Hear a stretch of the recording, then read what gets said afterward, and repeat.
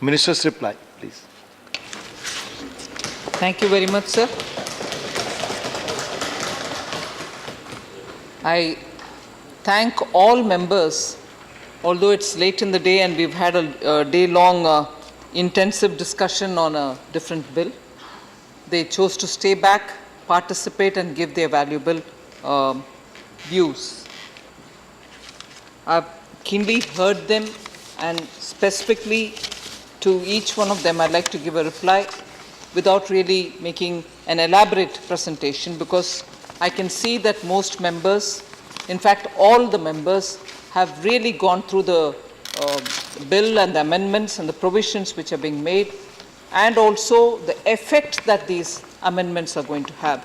So it was very, very gratifying to hear members coming out in details about the positive impact that the amendments are going to have as regards making ease of doing business far more effective indicator of doing business in India. One thing which I'd like to highlight here is that each member raised specific issues, but broadly the concerns were about making this act a far more meaningful act, giving powers to institutions which are going to make doing business in India far simpler. I was also very impressed by the way in which members have linked to various different experiences that they've had, individual experiences, and also the collective thinking about what this country's business practices should be like.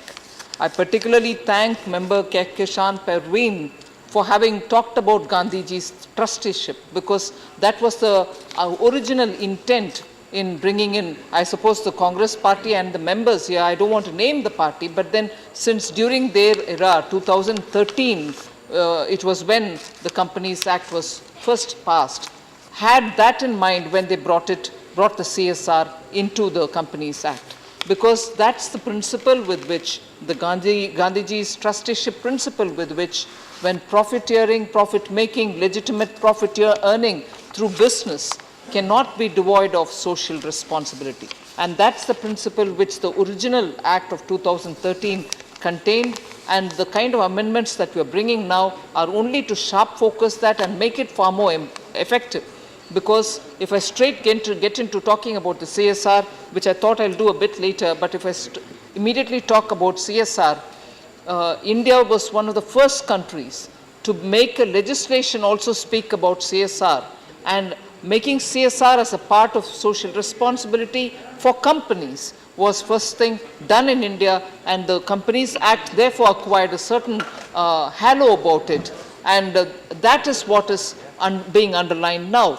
Because the impact that the social CSR, which had to have on the companies, became as though you could comply or explain and get away with it. That was the interpretation which many of the companies were trying to give, not with a malified, but they could just get away with giving explanation. But this time, the amendments have made sure that we are making CSR with certain limitations, in the sense certain responsibilities tied to the larger principle. I'll explain that in a minute.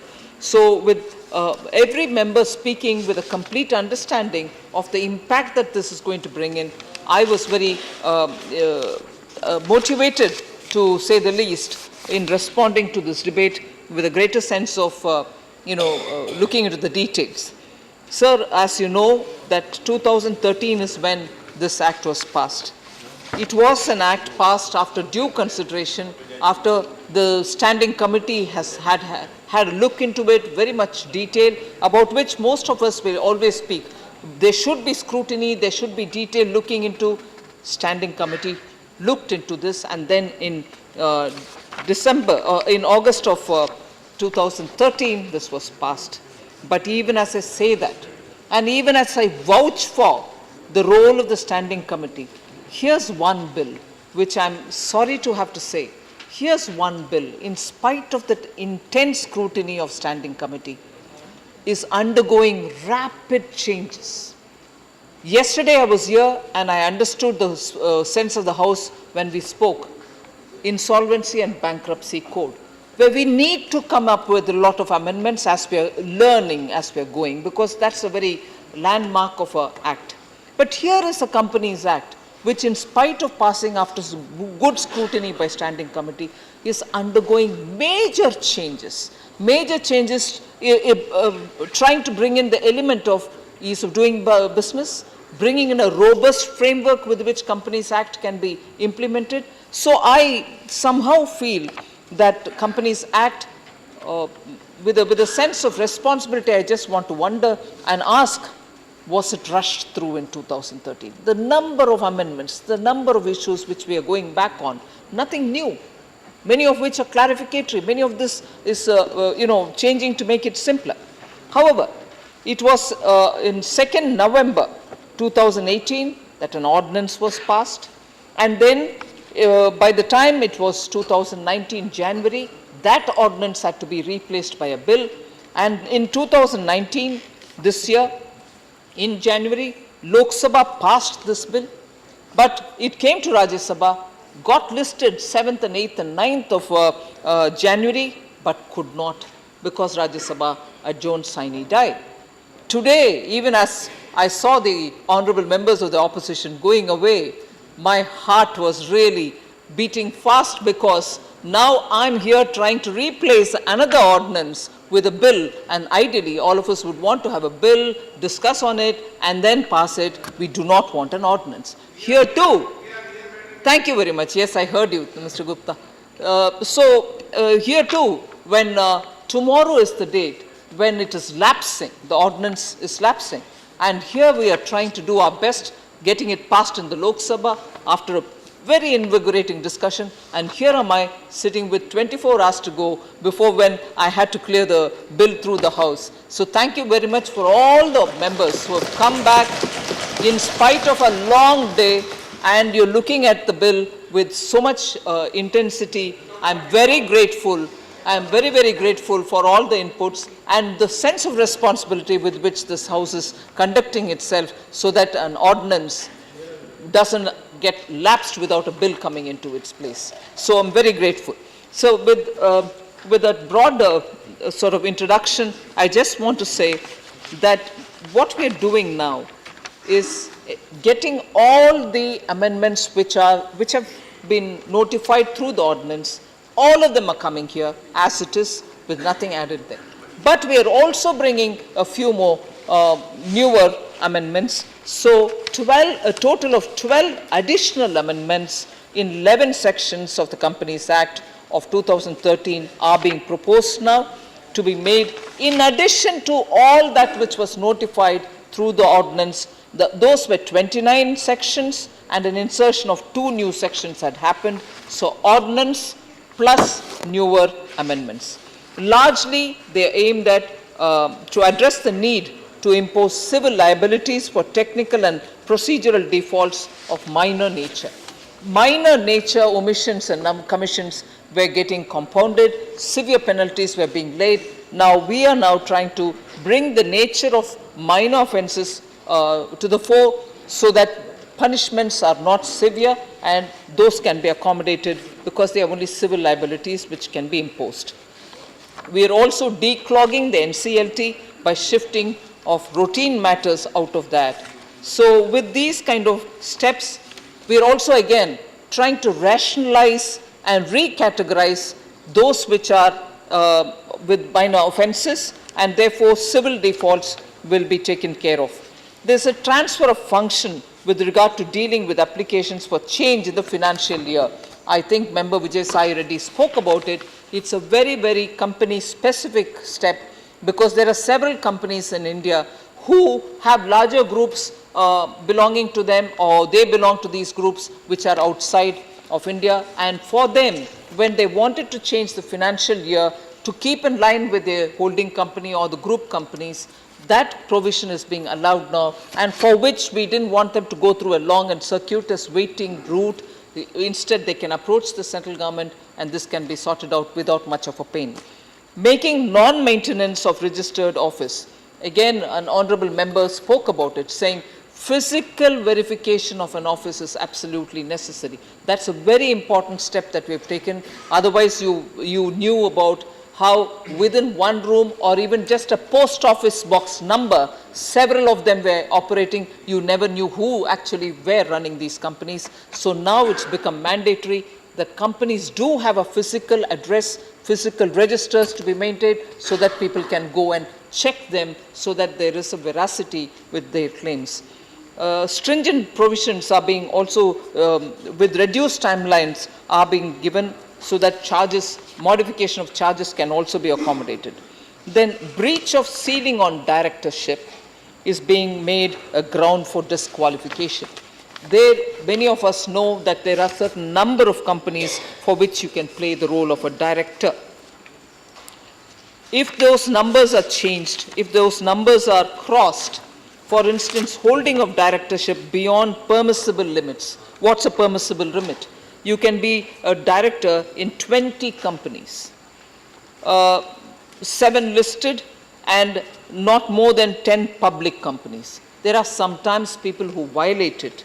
So we want to take severe action because this leads to a lot of unstated responsibilities not being taken care of. So we have brought in this kind of a step here to bring in disqualification of people who violate that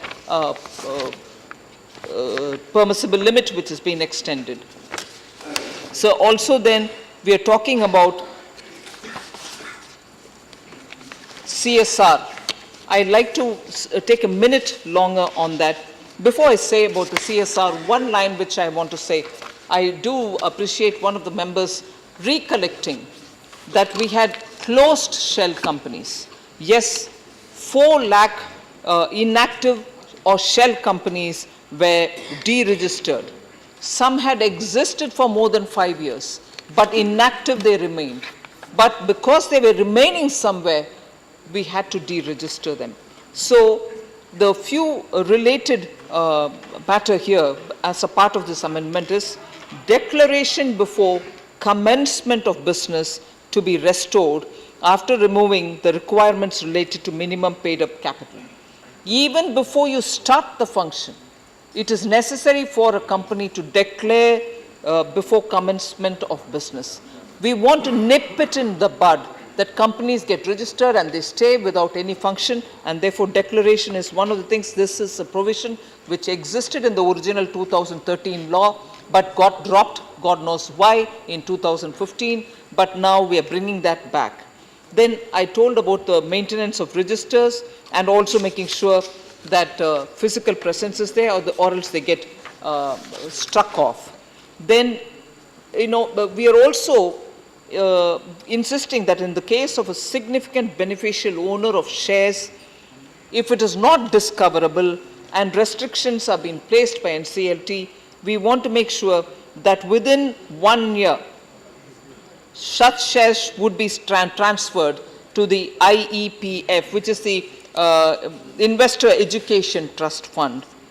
Holding directorship is one of the points which I've already explained, but I now move over to talking about the CSR, which seems to have attracted a lot of members' attention. It's a very interesting step that we've taken to keep the spirit of the legislative intent of the 2013 Companies Act. Actually, CSR is applicable to all those companies which have 5 crore profit or 1,000 crores in turnover or 500 crore in net worth. So CSR doesn't get applied to everybody, but you have to fall in this category. And therefore, those companies will have to state as to where they've spent the money. The earlier approach, which I had already mentioned, was, yes, we know it exists. We also have a board within the board which decides on where the money should be spent. The government has given nearly 11 to 12 item heads on which you may choose to spend. Many of the members of parliament had this worry, sir, that they're all going out of their state or they're going out of the place where this company is located. The locals don't get any benefit out of it. So what is this law doing on the company law? So all this has been constantly discussed, and it meant that we had to respond to the changes that are required to be brought in. Otherwise, people thought either they comply, it's all right, or else they comply and then give an explanation, or else they comply partly but then give an explanation and get away with it. So what we want to do is, we are giving a 3-year window, 1 plus 3 years. So if within the first year, if you have spent the 2% which has to be sent, it's fine. Or else you will move that money to an escrow account. Many of the members who spoke took the name of Prime Minister's Relief Fund. That's only an example. There is a possibility that you may, first of all, for those amounts which you have not spent, you open an account and put the money there. If you've already started spending, the unspent portion is what we are moving over. So I'll just make it clear for people who are interested in the CSR matter. We are only providing greater clarity in the provisions related to CSR, sir, by including provisions to the effect that where a company is unable to spend the earmarked amount for CSR activities within a particular financial year, it shall transfer the same to a CSR account to be spent within the next 3 financial years. So that's the 1 plus 3 window which I was talking about. So if you were unable to spend, you now get this year plus 3 years within which you have to spend. Any amount remaining unutilized in such CSR account shall thereafter be transferred to any fund specified in Schedule 7. So I have not mentioned the fund. I am saying any fund which is mentioned in Schedule 7, you can choose to have that. So Section 135 also to be amended to provide for a specific penal provision in case of non-compliance. I mentioned earlier that it was easy for people to interpret, saying either we comply or else we give an explanation and get away with it. Now that's not happening, because Section 135 also is being amended to provide for a specific penal provision in case of non-compliance and authorize central government, the Ministry of Corporate Affairs, to give directions to the companies or any class of them for ensuring compliance with the provisions of CSR. So many members of parliament who felt that this is all in paper but never the money has come to the ground can now see that money will come to the ground. If not, it will go to Schedule 7 kind of listed accounts, so money will be available for actual spending. So that is the major amendment as regards CSR. So there's also this issue about how we are trying to strengthen the National Financial Reporting Authority, the NAFRA as we speak about it. We are providing the NAFRA with such empowerment that they can discharge their functions through its divisions, and also that a chairperson and a full-time member of the authority shall constitute the executive body of the NAFRA. Now here, in addition, clarity is also being brought in the debarment provision. There, the provision which existed earlier was a bit firm, and a lot of CAs started feeling that, it is denying them the right to their livelihood, because once they're debarred, it becomes very difficult for them to get back to all the clients who they had earlier. So the CA's debarment is being sort of diluted so that it becomes a bit reasonable, so that their livelihood is not affected.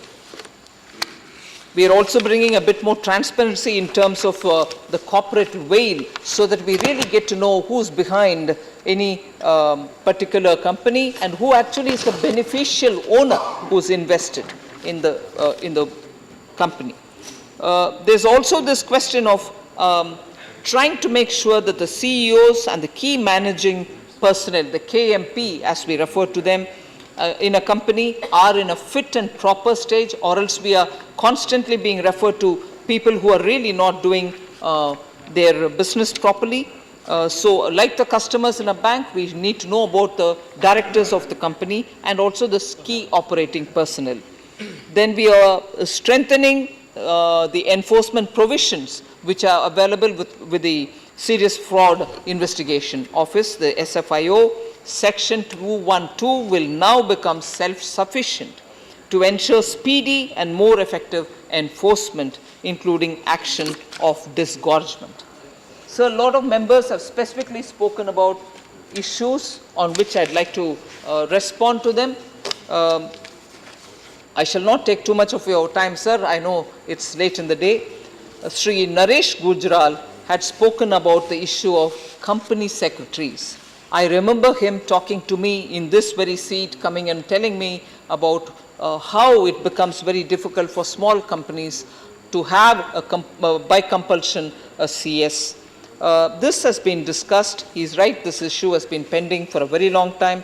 The suggestion that is made is under consideration. Let me please inform the member, it is under consideration. We shall have to change the rules, and we can change it by the rule only. We want to do this with a bit more of stakeholder consultation, so you can expect us to come back to you on that. Sri Vijay Sai Reddy had spoken about what exactly are these shell companies. Interestingly, even in Lok Sabha, the debate centered for some time on what exactly are shell companies. Do you have a definition for them? So there's no definition for shell companies under the Act. So we are striking off companies which are not carrying out any business. Companies which are not carrying out any business for 2 years or more as per provisions of Section 248 of the Act after due process. So shell companies is a colloquial word, but in other words, in the Companies Act, the way in which we deal with what can otherwise be called a shell company is if you've remained inoperative for 2 years and with due Section 248 being applied to them following the due process, we strike them off. And also, similarly, we are taking all steps towards strengthening NCLT and the NCLAT. In fact, during the Insolvency and Bankruptcy Code debate yesterday, I went into great detail to say how we are actually providing for the NCLT and the NCLAT. Shell companies have already defined, explained as to what constitute the shell companies, so I don't think I need to elaborate on it. Which were the kind of companies which were struck off? I did quote 4 lakhs of them have been struck off. I want to explain that a bit. Section 248 of the Companies Act allows striking off of companies. Registrar of companies, when he has reasonable cause to believe that a company is not functioning, or by companies voluntarily by applying to registrar if they have nil assets and nil liabilities. Such companies get struck off, and the companies which did not file annual returns, which is what I have said to you, was used as the basis. The companies which did not file annual returns and financial statements for 2 years or more and did not apply for the dormant status. So you may not be doing business, but you didn't even apply for being dormant. If companies did not apply for being a dormant status, these were the companies which were struck off after following due process. So that's something which I wanted to explain. The annual financial year point of view, point which was raised by Vijay Sai Reddy ji has also been explained. Sir Amar Patnaik ji had mentioned that prevention of mismanagement and oppression. Why only the central government will move? Whether it is ensured that the ROCs would not harass. It was clear that one of the amendments is giving powers to the ROC, and therefore this question was legitimate to ask. The amendment pertains to identification of managerial personnel as not fit and proper. I just explained as to fit and proper is a requirement, otherwise you're just going to have people sitting and doing the function but not really engaging properly. There might be several omissions and commissions. So to avoid that, the not fit and proper assessment is made by the RC or by the NCLT after an application is moved by the central government. So the central government doesn't on its own decide that this is what it is. It moves an application, the application goes to the NCLT, and it is the NCLT which then takes a decision. After the NCLT, the application is moved by the central government. The power is given to the central government only as CG would take into account all considerations before moving this application. The intention is to debar individuals not found fit and proper. So the ROCs will have no authority to move applications to debar individuals. So they are not getting aggrandized. They are just being given that one step. They don't have an authority to debar individuals. Central government's approval is mandatory. So let that be made as a sort of assurance. So there is no question of harassment. And if any, you have a provision to approach the government to say this is what is happening and action can be taken. So there are adequate checks and balances. So Sri Narayan Das Gupta ji raised the question based on the provision in section 12(9), which have been added, would apply only when the registrar has reasonable cause to believe that company is not carrying out his business. This will not happen in every case. The reasonable cause would also be through a judicious and diligent procedure to be followed by the registrar, by the office of the registrar. The objective is to check unscrupulous practices. Again, Sri Narayan Gupta ji had raised the question of provisions in the NAFRA. I've already explained that. So there is no conflict between the jurisdiction of NAFRA and the ICAI, as their jurisdiction has been separated under the rules itself. So I think most of the questions have been answered, sir.